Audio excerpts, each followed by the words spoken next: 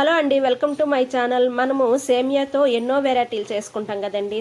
సేమియాతో నేను ఈవేళ కిచిడి చేస్తున్నానండి. పిల్లలు ఎంతో ఇష్టంగా తినే ఈ సేమియా కిచిడి తయారీ విధానం చూద్దామండి. ఒక కళాయిలోన కొద్దిగా నెయ్యి వేసుకొని జీడిపప్పు బాదం పప్పు వేయించుకోవాలండి. వేయించుకొని తీసిన తర్వాత మనం అదే ప్యాన్లో ఒక కప్పుడు సేమియా వేసుకొని చక్కగా వేయించుకోవాలండి. గోల్డ్ కలర్ వచ్చినంత వరకు వేయించుకున్న తర్వాత జగ్గుడున్నర వాటర్ వేసుకొని చక్కగా అది మరుగు రానివ్వాలండి. మరుగు వచ్చిన తర్వాత మనం స్టవ్ అనేది సిమ్లో పెట్టి అలా దగ్గర పడినవ్వాలండి ఆ సేమియా అనేది.